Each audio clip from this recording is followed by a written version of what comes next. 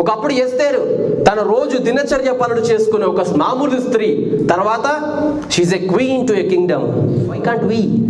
ఎందుకు మనం కాకూడదు? Because we are judging others past and we are judging ours past.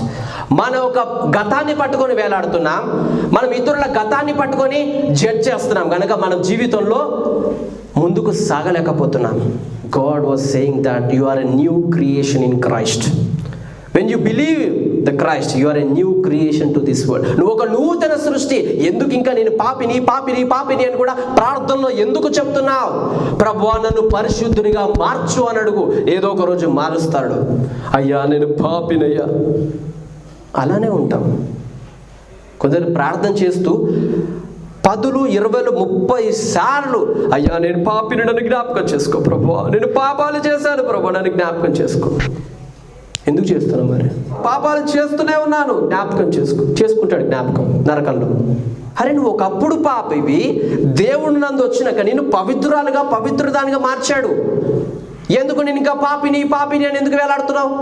అంటే నీకు ఆ పాప జీవితం చాలా బాగా నచ్చిందేమో, అలానే ఉంటావు, చేస్తూనే ఉంటావు. There is no full stop. ఒకప్పుడు Paul, he's against Christians. Now he's an inspiration to each and every Christian. Are you? ఈరోజు మనం అలా ఉన్నామా? మన కుటుంబానికే మాదిరికరంగా ఉండం మనం. అంటే మన కుటుంబంలో మనల్ని నేర్చుకునే గుడ్ క్వాలిటీస్ మనలో లేవు.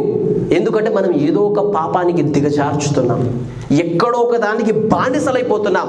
Either movies, either games, either pornography, లేదా ఇంకేదన్నా ఏనికో ఒక దానికి వీఆర్ డై హార్డ్ ఫ్యాన్స్ అయిపోతున్నాం వాటికి, ఆ ఒక పాపానికి.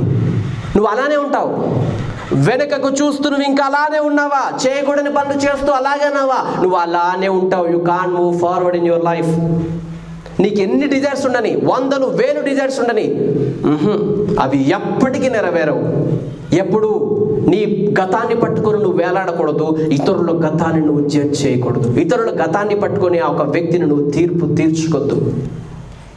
ఈరోజు అదే చేస్తున్నాం. యోసేపు అన్నదమ్ములందరూ తనని వెలివేశారు, లోయలో వేశారు. వీడు మాకు వద్దు అని చంపేయాలని చూశారు.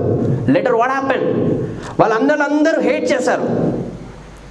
కానీ తర్వాత తన అన్నలే వాళ్ళ సహాయం కోసం యోసేపు దగ్గరకు వచ్చే పరిస్థితి వచ్చింది. రాలేదా? అంతేనండి, మన జీవితాల్లో కూడా గొప్ప కార్యాలు జరుగుతాయి. వెన్ మనం గతాన్ని పట్టుకొని ఎలాడకూడదు. మనల్ని ఎంతమంది వేధించినా, హింసించినా, అవాయిడ్ చేసినా, హేట్ చేసినా మనం ఏం చేయాలి? దేవునిలో ముందుకు సాగిపోవాలి.